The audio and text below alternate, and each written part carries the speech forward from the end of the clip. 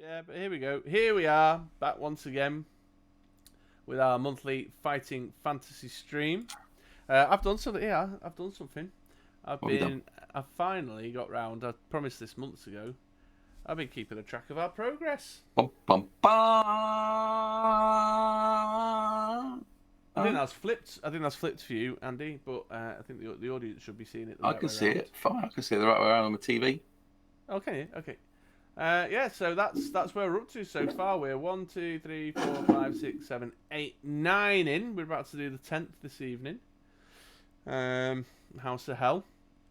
And out of the 9, we have successfully completed 2. Yeah. Successfully completed 2. I think that's Um, pretty good because, I don't think they're designed for you to beat them off the bat. no, for sure. For sure not. But I thought it might be nice to keep a little progress tracker, so that we can do a little bit of chat around that at the end when we take a look for the next one. But it's House of Hell. House of Hell this evening, and Andy will be today's narrator. Yeah, well, And I will be playing the parts of our hero. Well, I'm assuming a hero. So a couple of things. If you're new around these parts, be on your toes. We have chat-controlled dice rolling available. yeah, we do. And it's not uncommon for me to call upon the chat-controlled dice rolls. I'll also just turn on my camera here for the manual dice rolls. There we go. So that you can do that with an exclamation D6 or an exclamation D12. An exclamation D6 looks like that. And an exclamation D12 will do that. So be on your toes, especially at crucial roles. I like to delegate responsibility out to the chat. Will you do Blood of the Zombies after you finish these books? I don't know. There's a lot of these books for a start, Dante. So this will keep us going for some number of years yet, I imagine. But I've picked up the first book in a sort of Ninja Assassin-y one that I remember doing back in the 80s when I was a lad. Ooh. For the nostalgia. And then we haven't really looked any further than that. I mean, knowing that Fighting Fantasy, they've written 2 new ones for the 40th anniversary that's due to come out any day now. So there's a fair number of them. I've definitely got a second page of this ready to go. So I know at minimum there's 24. Yeah. And I think there's many more besides that. But yeah, I mean, we're open to it. Just we're in no rush to get anywhere. We'll just keep ploughing it for years if we need to. See what happens, yeah. Yeah. So let's see. But yeah, tonight is all about the House of Hell, which is our first horror-y themed one. Yeah, it is. Yeah. We had a sci-fi one, but other than that, they've all been based in the same world, haven't they? I think there is a name for that, but I keep forgetting it, even though we must have read it I don't know how many times in the little intros. Fighting fantasy world. Yeah. But yeah, the first horror one, which you can see is indicated by our new, very beautiful, very attractive background, because I have literally put the House of Hell. Although because of the cameras and everything on top, you can't really see the full benefit of the House of Hell. No, you can't, can you? No, but it does look very spooky. It's a very spooky house. Oh, maybe I can. Oh no! But you go massing up anything. Yeah, I'm not going to bother. That way, danger lies. That way, danger lies. So should we get into it, my man? Should we just dive straight in? Let's dive straight in. What I'll do now, I've just had a quick look through. There's a little preamble which I'll read to you. Okay. And we'll go through the rules. There's a few changes to the normal rules. Interesting. That we need to go through. Then we'll roll for your skill, stamina, etc., and then it goes into the main bulk of it. So this is the little preamble. Okay. Just stranded miles from anywhere on the dark and stormy night, your only hope of refuge is the strange ramshackle house you can see in the distance. But beware! Entering the doors for the infamous House of Hell takes you into an adventure of such spine-chilling and blood-curdling proportions that nightmarish inhabitants will haunt you forever. Countless unwary strangers have entered that before you. Bum, bum, bum. Helen, Martin, and Pam. Oh. Broke the tension, didn't it? Right. Oh. Little skull. Where did Little Skull come from? Oh, from Dante. Dante. That was very well timed, Little Skull. Nice. So the House of Hell is a little different from previous fighting fantasy adventures. You start your adventure unarmed, with no provisions or potions, and you have to avoid being frightened to death. Oh. So before barking on your adventure, you must first determine your own strengths and weaknesses. Help, everybody! To see how brave, lucky, and resourceful you are, you must use a dice to determine your initial skill, stamina, and luck scores. Blah, blah, as normal. Use your adventure sheet to record them. So we'll do that, and then there's a bit about weapons and difference of it. So first off, skill.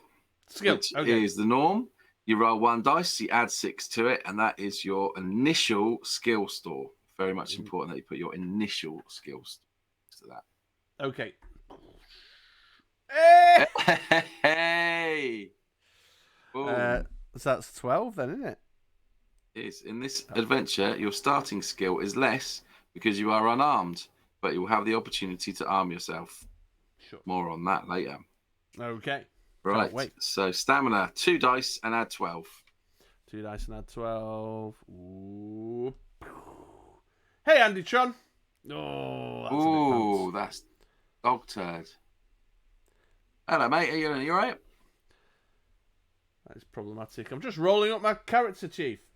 And then your luck, which again is a 1 dice and add 6. I'm going to go for one of these golden ones. That seems to be good last time. Middle of the road. Okay, there we go. So I've got 12, 15, and 9. Cool. Hey, chat. While we're working through this, if you want to throw any name suggestions for my character into chat, that'd be appreciated. I do like to name the characters before we embark. So battles all sounds like normal. Right. Then we've got a new thing here, which is called fear. As well as surviving your adventure by ensuring that your stamina never drops to 0, in the House of Hell, you must also avoid being frightened to death. Right. Before you begin your adventure, roll 1 die and add 6 to it. That's your total be given to your maximum fear score. Your fear score is the number of points you can take before being frightened to death. During your adventure, you will come across situations where you must, for example, add 1 or 2 fear points. Your fear point score starts at 0, and you must add fear points as instructed in the text. Right. Then why are you rolling 1 die and adding 6 to it? Yeah, because once it hits that number, I'm too scared. Oh, okay. I'm with you. Yeah. That's the way I've just interpreted that. Yeah. If your fear score, just read on. If your fear score reaches maximum, then you are frightened to death and you must end your adventure. Know that fear works in the opposite way to normal skill. So like score, you'll start with 0. Yeah. Okay. Fine. Yeah. Just rubbing it in the wound. So here we go. Fear. So I've got to roll 1d6 and add 6. It's a 3. 3 again. I've got 9. Okay. Couple of things just before we continue then. So we've got 2 name suggestions. We've got Scaredy McScareface Barney and Sir Squidlington III. And Barney's here to hang out. Welcome, Barney. Welcome, Barney. Yeah, quite a few familiar faces knocking around tonight. Andy Very Tron, good. Rob's here, Father's Goose. Barney loves this one. It's hard as hell. I see what you did there. A Lovecraft sanity meter. Yeah, sure. Right, so fear of 9, ready to go. So if I hit 9 fear points, that's it. I'll have a heart of coronary or whatever. Excellent. Right, cool. Escaping is the same as normal. We never do it. Fighting more than one creature will tell us when we come to it. Weapons. You begin the House of Hell adventure with no weapons. Nada. No weapons. Nothing. Just your dick in your hand. As with other fighting fantasy adventures, your skill score reflects your combat ability with a weapon. Therefore, before you start off on your adventure, take 3 points from your skill score. Can't say skill score. And note this as your starting skill. Do not, however, change your initial skill. Okay, that sucks, but there we go. As this is still used to determine your maximum skill you have, and is also used if you must make rolls against your skill. If you find a weapon, which will be identified in capital letters, I'll let you know if it's in capital letters, during the adventure,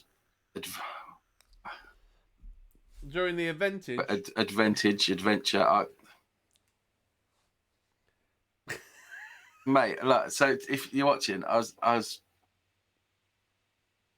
went out last night, and my words ain't coming as naturally as normal. Not that they ever came massively naturally. Let's put it into context. But let's have a go. Skill spore. The text will tell you how many skill points that weapon, in capitals, made me say it louder, allows you to add. These points are added to your starting skill and not your initial skill. Got it? Right. Yeah. So if you need to do a skill test, it's your normal skill. If you're fighting, it's 3 less, unless you got a weapon, in which case it will add stuff to it. Cool. Luck is pretty much the same as normal. You can use it in battles. I need to find a chainsaw. Stuff as normal. Restoring stills your skill when you find a weapon, your stamina. You're still by eating or resting instructions by the text. Your luck will time out. Occasionally, particularly lucky, you find coverage of the any bonuses. Yeah. Hints on play. There's one true way through the House of Hell. We'll make several attempts to find it. Draw a map. A map of a house. That should be interesting. Make notes of any advice you receive and write down any messages and special references. Realize the entries make no sense. Blah, blah, blah, blah, blah, blah, blah, blah, blah. Okay, so that's all of that done. Right. Okay. Let me just set up a map page as well. There we go. Cool. Right, just so everybody's aware, I've decided to take both suggested names and mash them together to make Sir Squidlington McScaredyface. Nice. Yeah. I like it. Dante thinks this might be quick. His experience of the book before literally fills me with dread. And I said I need a chainsaw, but I might not need a chainsaw. If it's ghosties, then it might be like I might need crucifixes and shit and silver bullets and hoovers. Yeah, absolutely. And whatnot. So the weapons might not necessarily be. I don't know. I mean, if it's zombies, then yeah, give me a chainsaw. Right. I'll go badly. Oh, here we go. And we're off. We're away. Right. You ready? You sitting comfortably, everyone? I'm ready. I'll begin. The rain spatters the windscreen relentlessly. You're not in fantasy land. That first line tells me that you're in a car. Yeah. The rain spatters the windscreen relentlessly. You can see no more than a watery gloom as you strain forward over the steering wheel to see the road ahead. Though the wipers flap valiantly, they are fighting a losing battle as the rain drives harder and harder. Your foot eases off the accelerator. The headlights struggle to light up the road. Damn! You curse the white-haired old man who sent you off along this bumpy track. Probably he meant the second turning on the left. Yeah, even probably. A right turning. The old fool. Perhaps this is his idea of a joke. After all, didn't you notice a mischievous glint in his eye? Something vaguely sinister. But what sort of nonsense is this? So you've taken a wrong turn and you've got caught in a downpour in the night. The rain will ease off soon. It can't possibly keep up with this deluge for long. Then you'll be able to watch out. You spin the wheel frantically to the left to avoid the figure who from nowhere shows up in the headlights.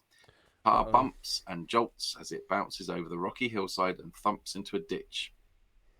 You collect your thoughts. You are unhurt but shaken. Then you remember what has happened. The body. You must have hit the figure, which appeared. There was no way you could have avoided him. You spring out of the car, praying that he's still alive. Your clothes soak up the rain as you hobble back to the road.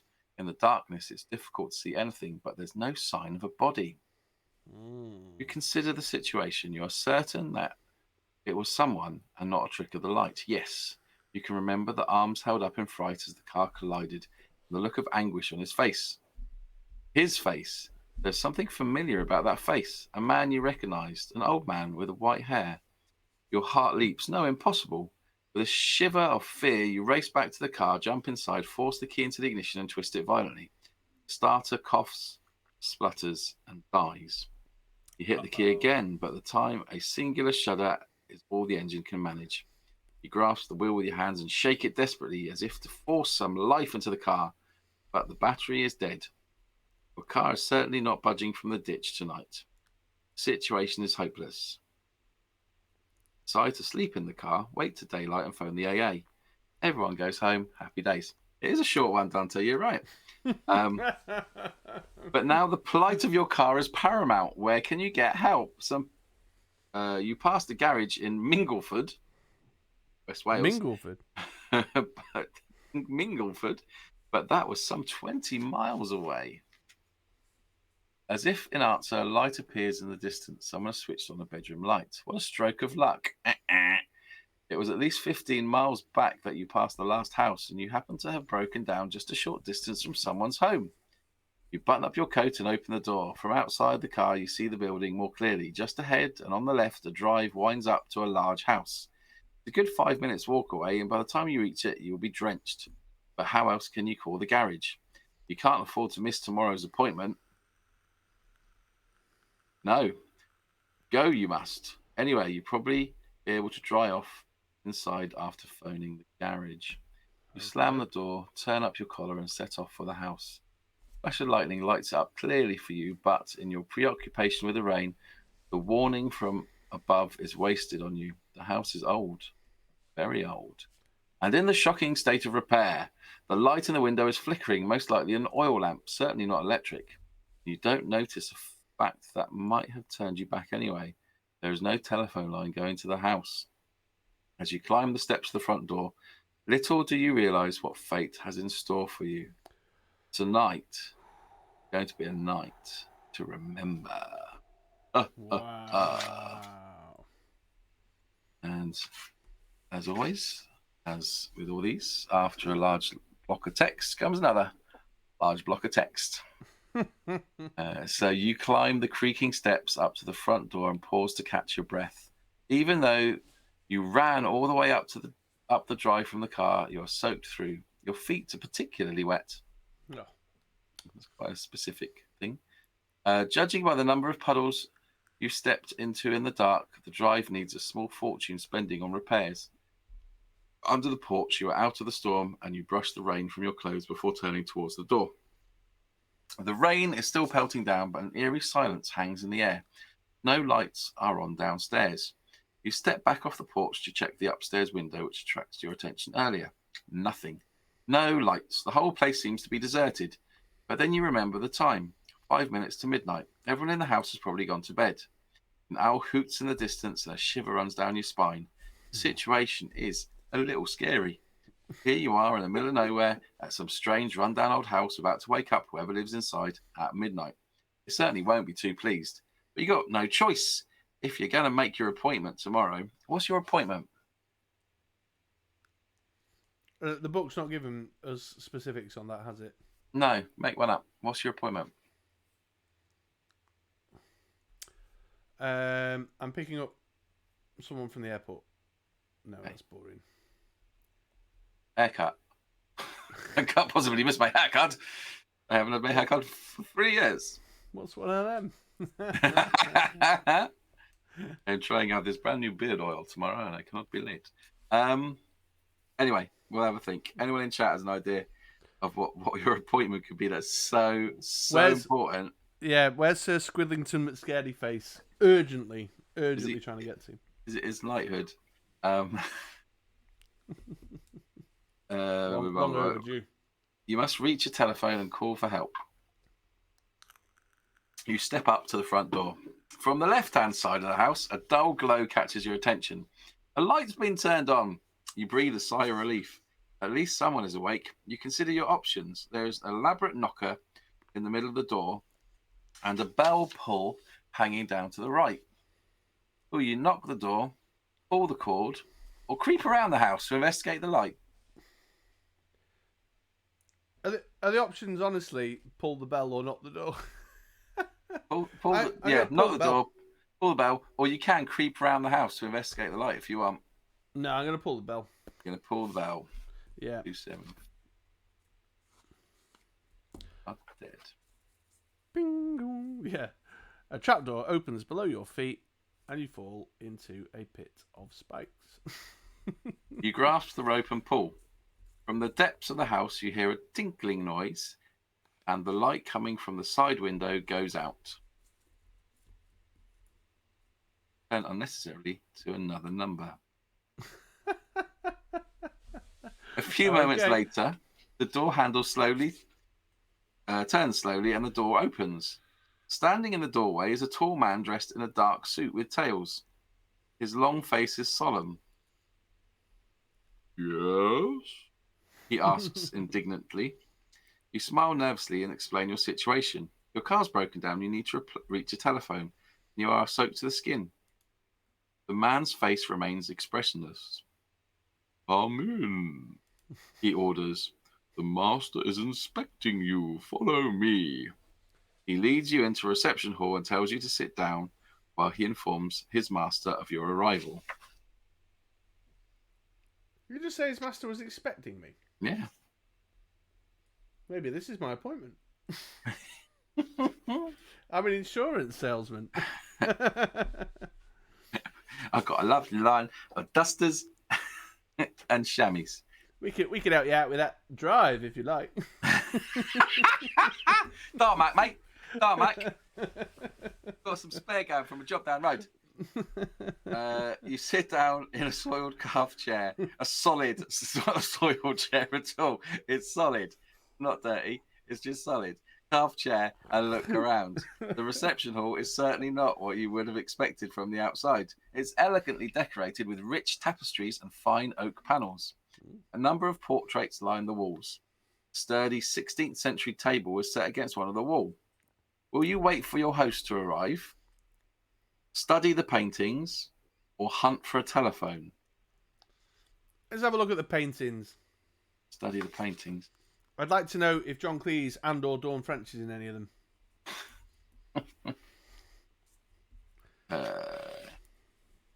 3 portraits are particularly interesting. Will you look at a beautiful young woman wearing a tiara, a middle-aged portly gentleman wearing a half-moon glasses, or an elderly woman with grey hair and a cold expression? Let's check out the elderly woman. The elderly woman with grey hair and a cold expression. Interesting. You step up to the portrait of the Duchess of Brewster, 1777 to 1845. Right. She looks like a stern old woman with an icy stare. A lady of nobility, no mistake. But as you stare, her image seems to shimmer. You blink and try and look away, but you cannot. Within the shimmering face, you can see small movements, and your jaw drops as the portrait's eyes turn towards you.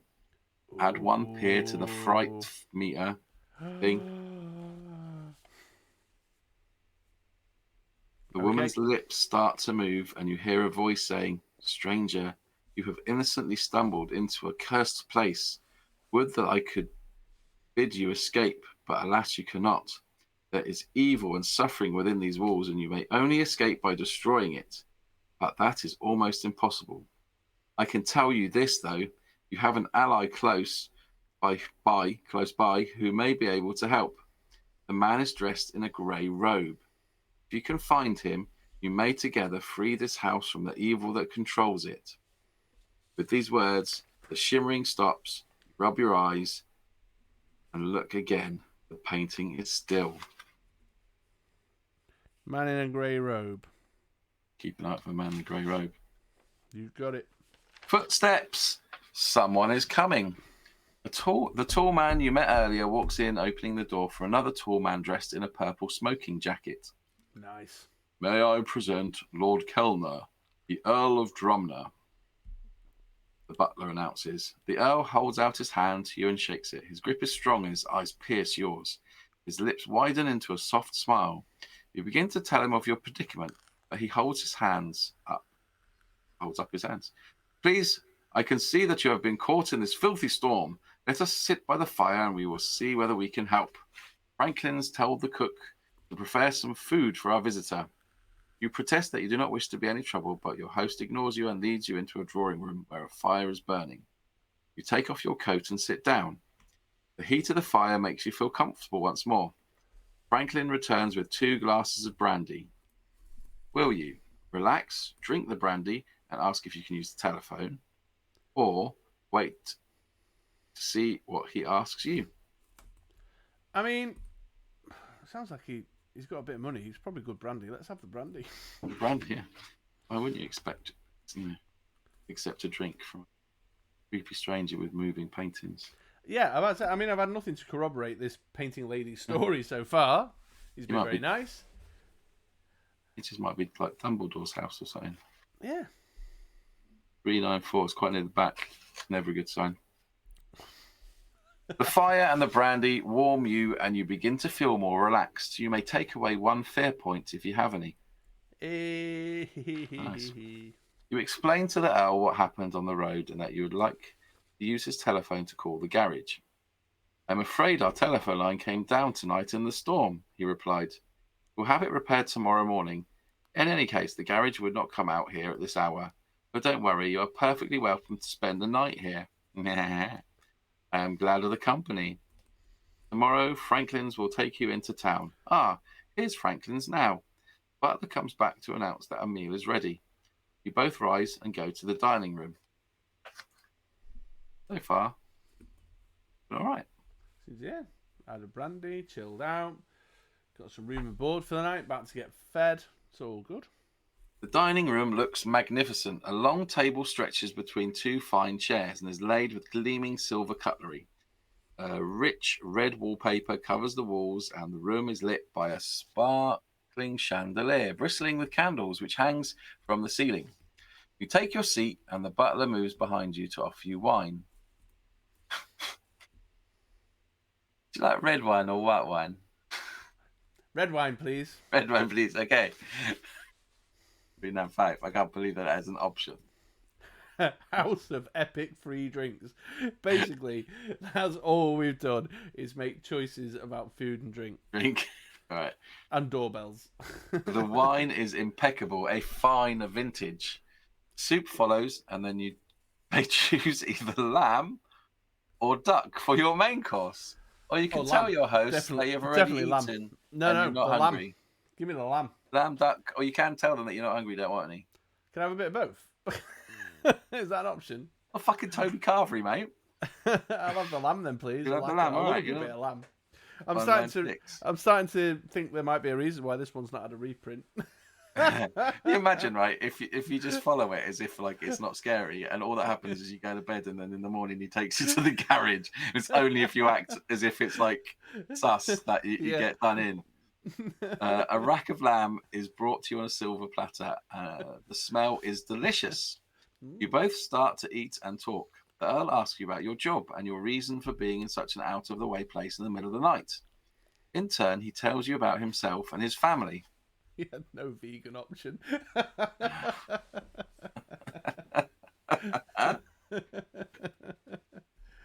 The Earl of Drummer is the last survivor of his family.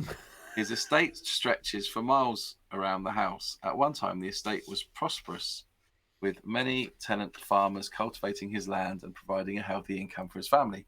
But things started to change. His sister died at the age of 32 under mysterious circumstances. She was found dead in a clearing in the woods with strange marks on her neck. Oh. News travelled fast, and the ignorant peasants started muttering about witchcraft and black magic. In their eyes, the house was cursed. Pure superstitious nonsense, of course, but gradually the farmers moved on to pastures new, avoiding the estate. By now, you finished your meal. Franklin returns to offer you fruit, cheese, coffee, and brandy. Brandley. Brandley, that's the oldie version. Brandley. That's the scullery boy. You can go for some buggery. Would you like fruit coffee and brandy, cheese coffee and brandy, Oh, easy. or just cheese and coffee? I'll have the cheese, coffee, and brandy, please. The cheese, coffee, and brandy options. Turning into a lovely evening. Although Rob's made a very good point. At the end, you meet a demon, and it says, "If you ordered the duck, turn to 334." That's exactly what it is. You come across a giant lamb. Did you eat his mother earlier? You finish off your meal. The Earl rises to his feet, saying, "Our conversation has been most enjoyable, but now you must be very tired. Franklin's will show you to your room. Let us retire." You stand up.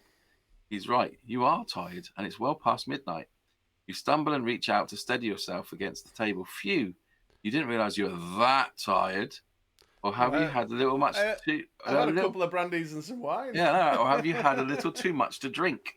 Your head is spinning, and the voice of your host becomes part of the background noise, which is getting louder and louder in your ears. Eventually, you collapse to the ground and lose consciousness. It's a bit rude, isn't it? Could have gone to bed. Again, turn unnecessarily to another one. I gotta wake up, strapped, bent over, and bring out the gimp in the basement of a thrift shop. You open your eyes. Your head is spinning, and it is some time before you're fully aware of the fact that your hands and feet are bound. Oh, here we go. The room you are in is empty, but you work out a plan. You'll hop over to the window, break the glass, and use it to cut yourself free. Pulling yourself to your feet is awkward, but you manage it with a mixture of hops and shuffles until you arrive at the window. Outside, the wind is blowing, and the rain, blowing the rain against the window panes. Will you go ahead and smash the window with your hands, something of a risky business, or will you instead test your luck? If you want to test your luck, go to something. If you don't want to test your luck, go to something. So you just want to go ahead and smash the window, or do you want to test your luck? No, I know what these books are like. I'll end up cutting my wrists and dying. Let's do a luck test. All right, cool. So if you want to test your luck, turn to 136. Yeah. Oh, right. So I don't roll and then... No, at the initially just said test your luck, go this one, or not go this one. So, okay, test your luck. All right, chat. It's 2d6, isn't it, for luck? Yes, against your score. I've got to get under it, haven't I? Yeah.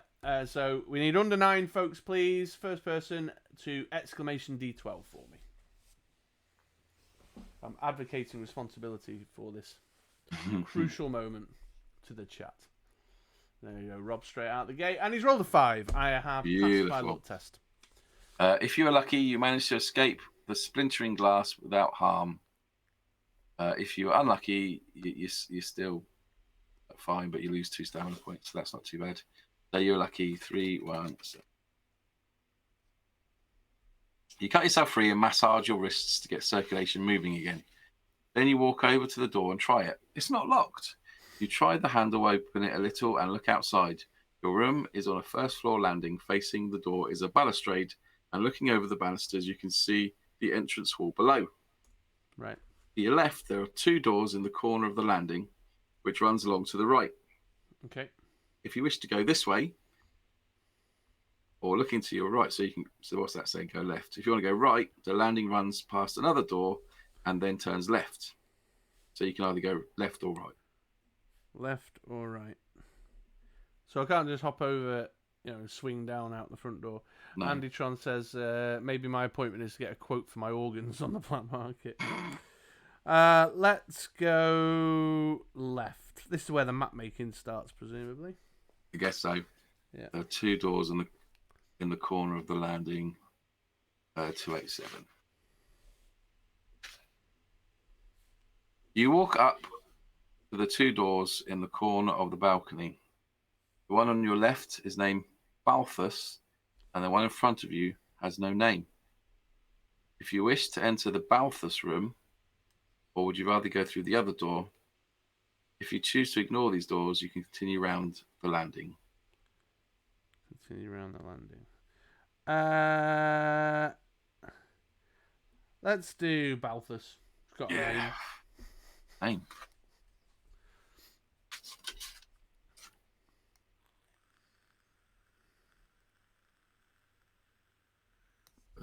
Balthus room, right. The room you have entered is bare. Pinstriped wallpaper covers the walls. A hearth is set in the centre of one wall, and on the mantelpiece there is a small wooden box.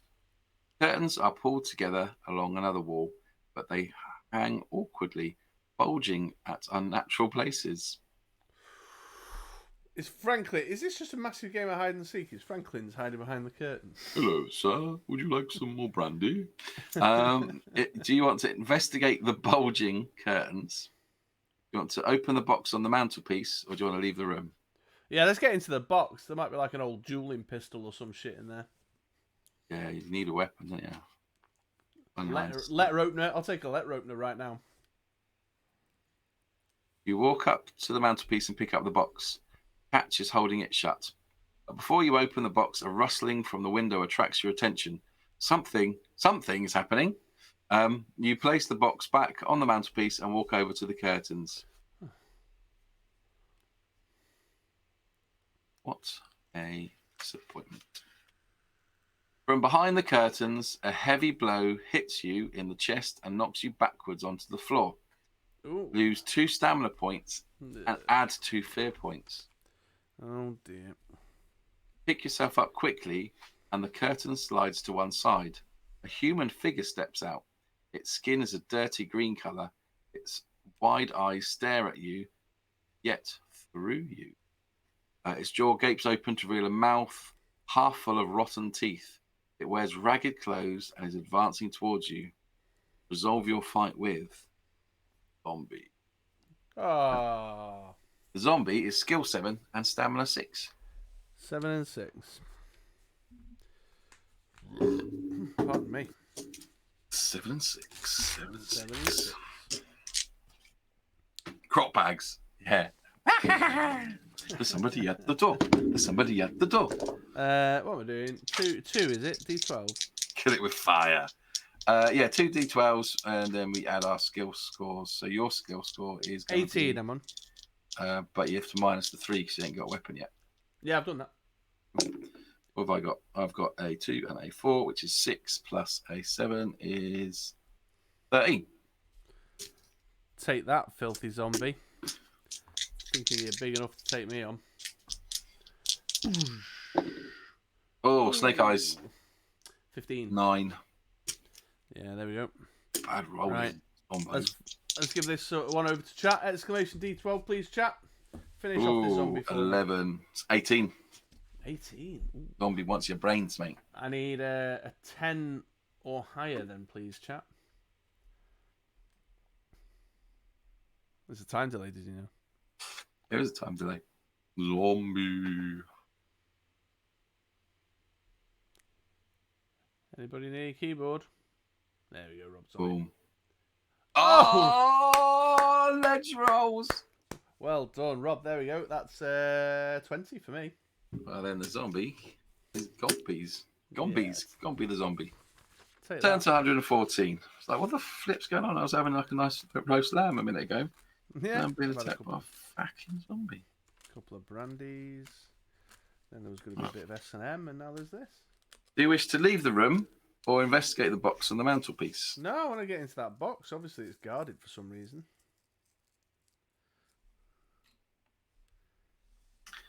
The box rattles when you touch it. There is something solid inside. You undo the catch and open the lid. Inside you find a small key. You try the key in the door and it fits. Key turns and unlocks the door, which allows you to leave the room. You find you are in the corner of the landing and there is an unmarked door to your left.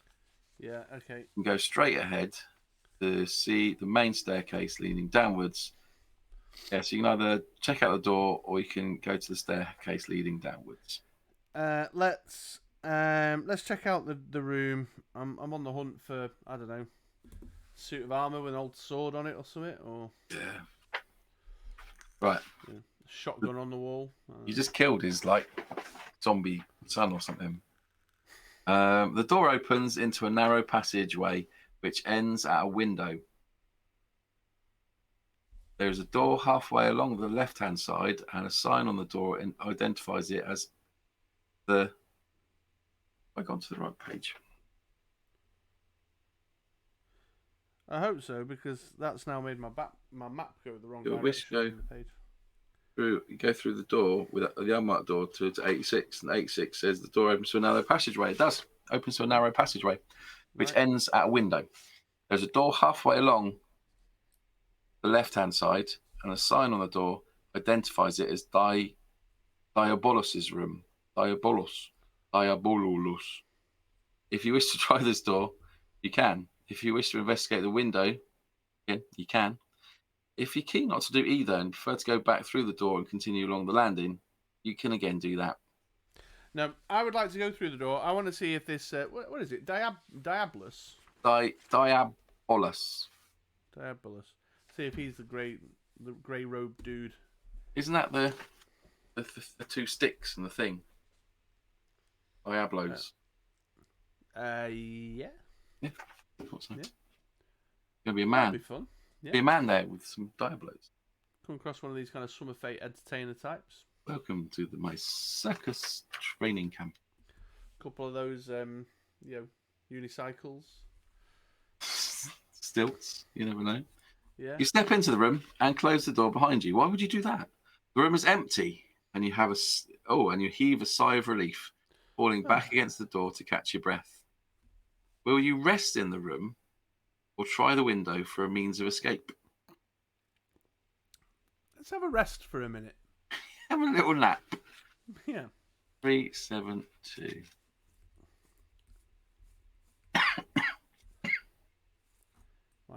Might calm my nerves, knock a fear point off or something. You sit on the bed trying to work out how on earth you can escape from this place. Start would be to try and get to the front door, not run around and going like trying to ransack all the rooms. But anyway, that's beside the point. The room you're now in seems safe enough, and the rest refreshes you. Add 2 stamina points. But a few moments later, the wind whistling through the curtains attracts your attention. You glance over to the window. Let me see if I can climb out or something.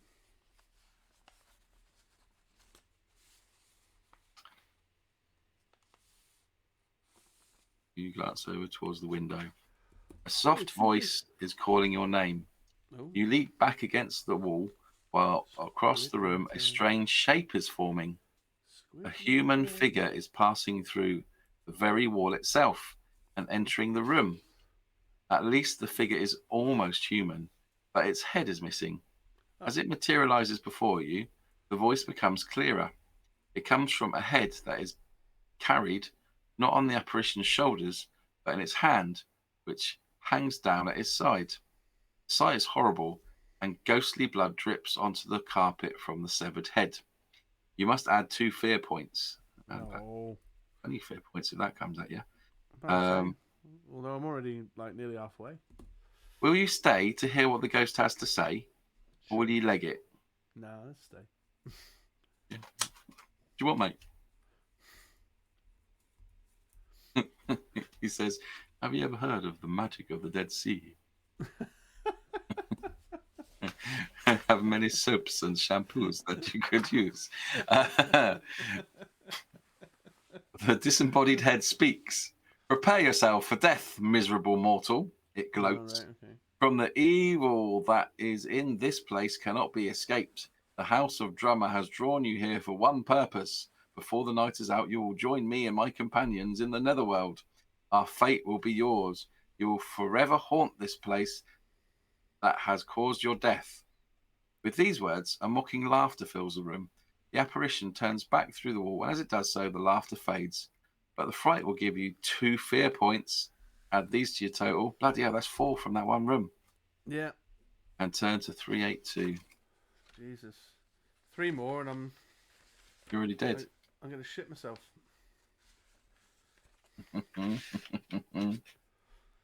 You leave Diabolus's room, and you're standing once more in the narrow corridor outside. You wish to turn left to investigate the window. Would you rather return to the landing and follow it around? Yeah, let's have a look at the window. See, maybe we can jimmy it open and do one. I get. find ourselves in a suspicious clearing.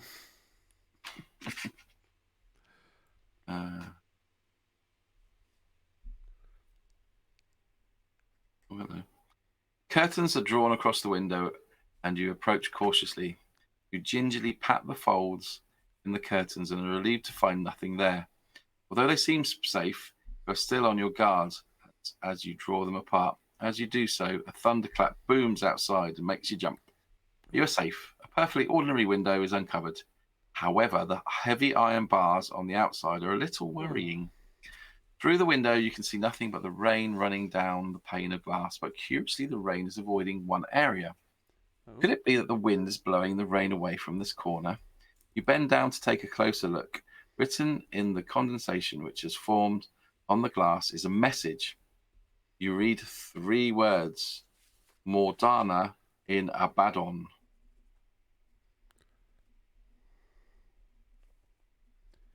Mordana in Abaddon. Abaddon. You repeat this message to yourself and then rub it off the window in case anyone should see it. This message may be useful to you, and you will realize when it is. If later in the adventure you want to use the message, turn to reference 88. Don't turn there now. Now you must head back to the landing and turn left. So can you put page 88 down? Yeah, I made a note. I got it. It's a bit sneaky, isn't it? Now you must head back. I'm going to write 88 down as well, just in case you drink too many beer. Now you must head back to the landing and turn left. Okay. Finally, as it's wanted you to do for quite a while. Yeah. So down the stairs now, is it? A short distance further on, you come to the top of the main staircase, which leads downwards. Yeah. Immediately opposite the staircase is an unmarked door. So go down the staircase, try the unmarked door, or continue round the landing. No, let's go downstairs. Let's try and make our way closer to the door, innit? Yeah, makes sense. Probably means it's the wrong thing to do. Which means, yeah. 1, 3, 2. You walk down the stairs cautiously, looking in every direction. There is no one about. In the hallway below, you may choose to either try either a door on your left or a door on the right. Or you can walk up to the front door and open it. Right, yeah, front door, please. Yeah, go wrong with that. So there's a door on your left, a door on your right. Shit already. Or you can go try the front door. Go try the front door. My map's all over the place. I can't handle two levels. You grip the handle, turn it slowly, and pull the door open. The noise of the storm raging outside becomes louder. You start to walk through the doorway, but stop and gasp. Your eyes are frozen wide open. Standing in the doorway before you is a hooded figure. But its face is not human. Instead, the head is that of a goat, and in its mouth is red with blood, which is dripping on the ground. Dead eyes stare vacantly upward. The sight is terrifying, and you must add 3 fear points. That's it. I've hit my maximum. Say 2 fear points then. You slam the door in its face and turn around. Where will you run? Door on the right, through the door on your left, or back down the hallway? Let's go right this time. 3, 5, 3. I'm giving you a lot of options to get your fear points back. No, it's not, and that was so in a matter of like I've got a fear capacity of 9, and I just hit 9 like. Boom. Right, the door opens into a large but cozy drawing room. Dying embers of a warm fire burn in the hearth. Comfortable chairs are arranged around a fireplace. 2 glasses and a decanter stand on the glass top table between the chairs. There are plants in tall stands on either side of the windows, and there is another door next to the one you came into. Do you wish to explore the room further, leave through the other door, or will you have a little tipple from the decanter? Oh, no, let's have a look around the room. Let's see if there's any useful shit around.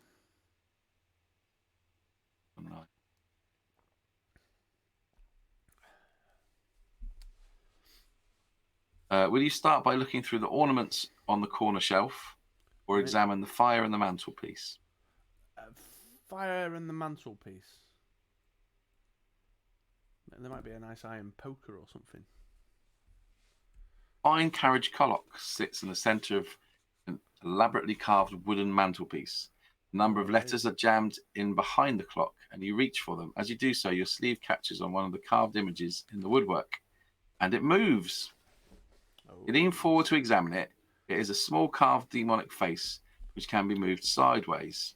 You wish to see what lies behind the wooden face, or you read the letters. Let's read the letters first. The letters are not particularly interesting, except from one from a foreign address written in immaculate handwriting with a broad-nibbed black pen. It is addressed to the Earl of Drummer and appears to be warning him of possible dangers. It starts by describing a raid of some sort on the writer's house and how he narrowly escaped being caught. At the end, the PS, which says, "I also suggest you further protect yourself by changing the password on your own cache room." Cache, that CACHE, cache. Cash, yeah. Not like Wonga cache, but like a cache of weapons. Yeah. I, for one, know it is goat head. How many others know the same? Why not change it to something which will remind you of the sound advice of a good friend? The letter is signed by Count Pravemi. You read this through again and replace the letter. Do you want to leave the room, or you turn your attention back to the small wooden face on the mantelpiece? Yeah, let's try turning his face then, see if something... This may well be the cache of which he speaks.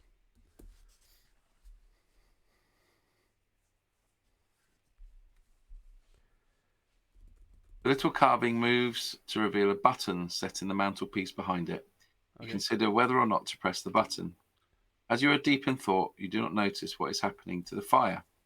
In the grate, the fire has come back to life. Strong flames are licking at the chimney and considerable heat is being given off. You feel the heat and step backwards. As you do so, two small figures leap from the fire and face you. These are fire spirits. They're small. They come up to your knees. Their flaming bodies burn with a vigour of the fire from which they arose. They hover in the air just above the carpet, but if they touch anything, it bursts into flame. You want to fight them, or will you try another approach? Can I piss on him? That's another approach. What's the liquid in the decanter? Let's try another approach. No problem. How will you hold off these advancing creatures? Will you pick up the brandy decanter, or move slowly backwards towards the window? The brandy's not a good idea on flames, I is it? imagine it being good. Let's move to the window. The fire spirits follow you as you back towards the window. Pretending to be terrified, you make for one of the plant pot stands and attempt to hide behind it. Why are you pretending to be terrified? You make for one of the plant pot stands and attempt to hide behind it. But when the sprites are near enough, you strike. Grabbing the large plant pot on top of the stand, you hurl the contents over the little creatures. Soil covers them and douses their flames. In an instant, they disappeared. Oh, well done. Bravery there. I like it. 375. You step back up again to the fireplace and examine the secret button. Do you want to press it, or do you want to bugger off? Yeah, I want to press it. Always press the button.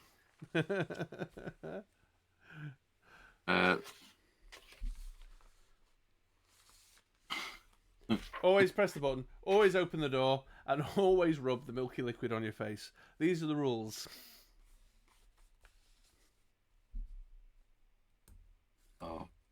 You press the button and hear a small click. Then you hear another sound, and you swing around to face the corner shelf. Beside the shelf, a sliding panel has opened in the wall. You walk over to investigate and bend down to look at the opening. Too late. You realise that the panel has revealed not a tunnel at all, but a false opening. The wall behind it is solid, but it has served its purpose. You have been lured into a trap.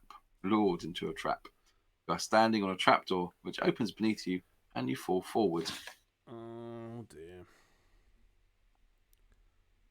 Down you fall for several meters until you initially land on a heap of something soft. Test your luck. Okie dokie. I'll do this one. I'm going to make a manual roll for this one, I think. Let me flip that over. What's my luck? 9. Here we go. I have rolled 5. I'm good. I've passed my luck test. Lovely. So if you were unlucky, you'd have twisted your wrist, but you don't. You pick yourself up and verify that there's no serious damage.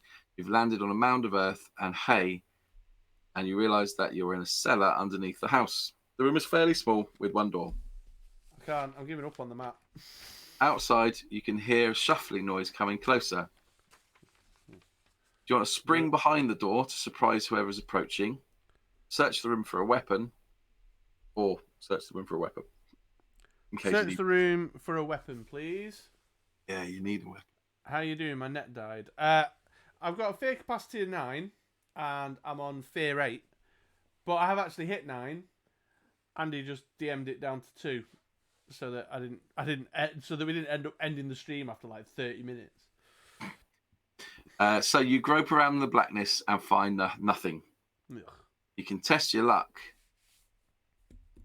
Right. for a reason it doesn't give, but you can wait to see whether the approaching figure. I'll test my luck. Whether the approaching figure will be able to help you. Yes. Okay. Test my luck. Test your luck. Oh shit! Fail. Okay. You feel around the floor, but come only across earth and straw. Shuffling to the door reminds you that the visitor is approaching. Yeah, it is hard. It hasn't cut me a break at all, has it? No, it hasn't. I did manage to put out the fire nymphs with some soil. You step into the corner of the room and wait. The door opens slowly and a small, stocky man enters. His face is dumpy and dirty, and he appears to be bent double. He squints into the room. Will you step forward and greet the man, or leap across the room and attack him? No, I'm going to say hello. And say, I've come across some quite friendly people so far. Yeah. Yeah, they've all been good. It's the house itself that's the problem. You cough lightly and step forward. The man turns towards you and jumps back, startled. You apologise for frightening him and explain your situation. He eyes you suspiciously and calms down, saying, "Of course I can help you. Follow me." As he turns and walks through the door, you can see that he is not bent over double, but hunched back. You follow him from the room. Igor.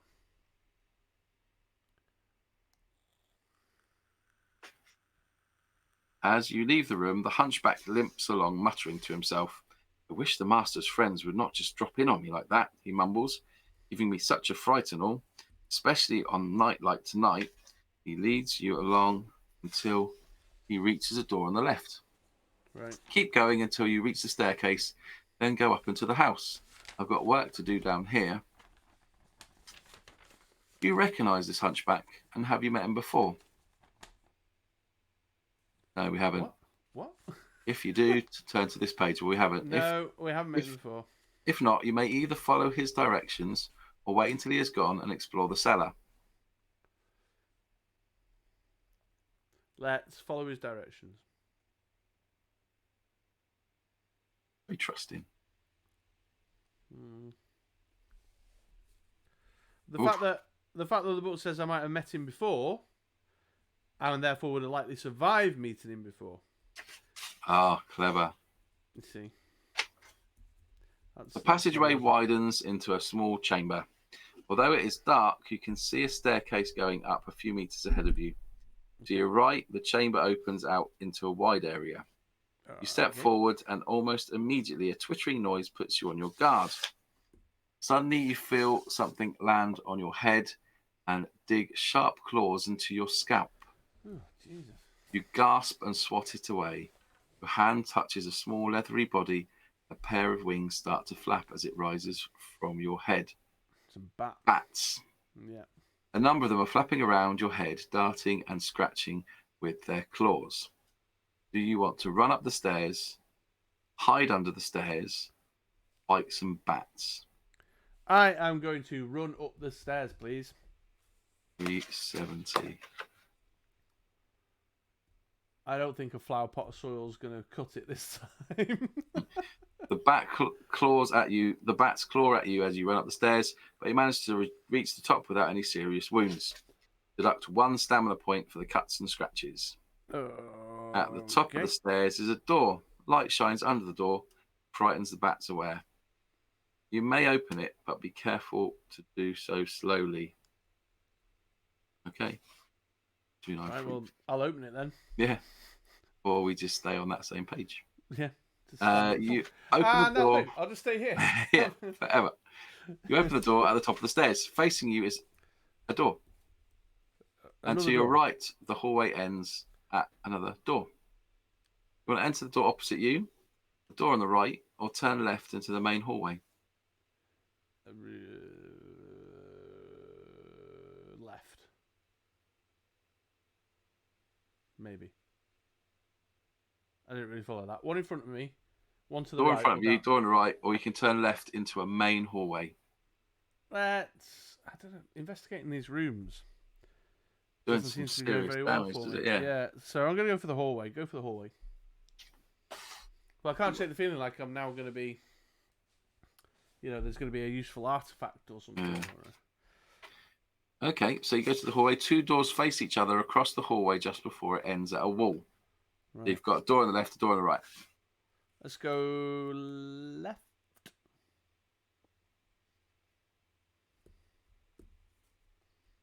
Yeah, tell you what, can I take a quick pee break? Yeah. I mean, literally in the real world. IRL. IRL. Yeah, I'm going for a quick pee break. All right, go on. Whack the thingy on and all right. Do that. See you in 5, folks. Yeah, I'm going for a quick wee break before we open this door. And there we go. Back in business. I've forgotten which door I chose. Well, it doesn't really matter because the door is firmly locked. Try the door opposite. Oh, all right then. Fair enough. Can I not try this small key that I've got in it? Just on the off chance? No? No. Wow. The door opens and you enter the kitchen. Oh, right, okay. The room is empty and immaculately tidy, with all the knives, pots and pans hanging in neat rows along the wall. Oh, knives. I like the sound of that. Double sink is set under the window next to a large cooker and fridge. Great square table stands in the centre of the room. There are 2 doors, one leading outside and the other looks like a pantry door. A large bunch of keys lie on the top of the cooker. Do you want to try the back door leading outside? Try the other door. Grab the bunch of keys on the cooker. Or make yourself something to eat. I will grab the keys on the cooker, please. 1, 4, 8. Eat. Oh, Ubernoob says I should eat.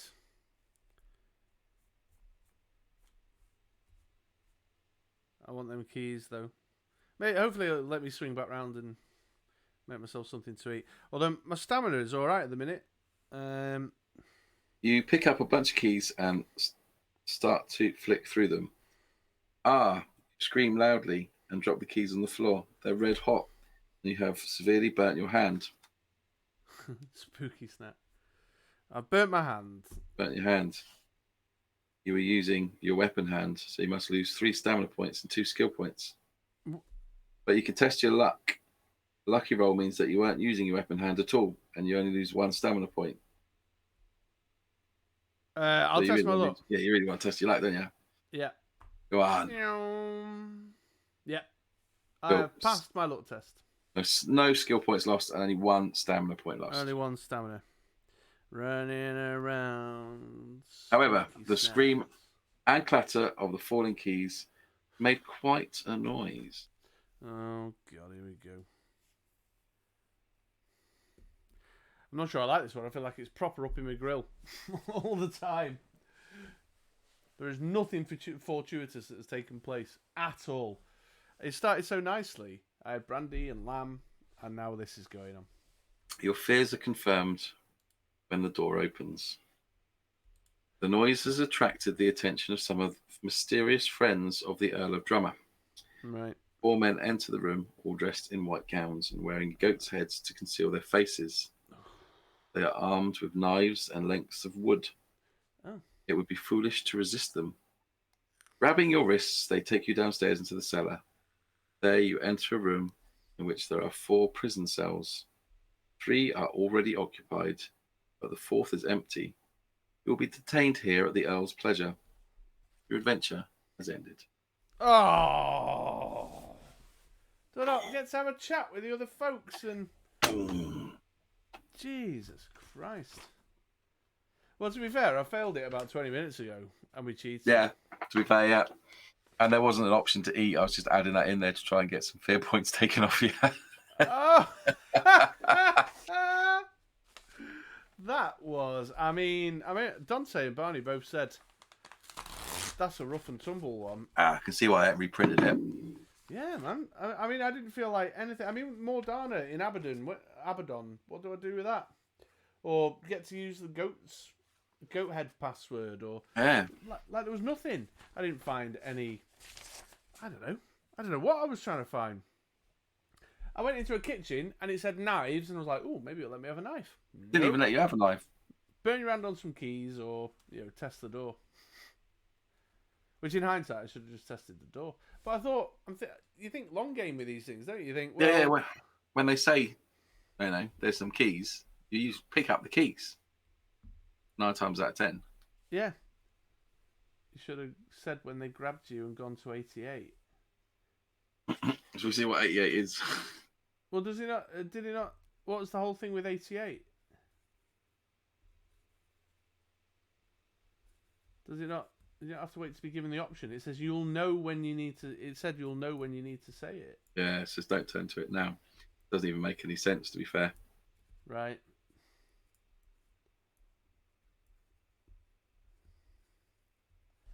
Well. Yeah, I don't think we even touched the sides on the that one. And I couldn't keep the map up to date at all. I was all over the place with the map. 3-floored building and everything. Jesus. Rough one with a basement. Yes, with a basement. How many pages?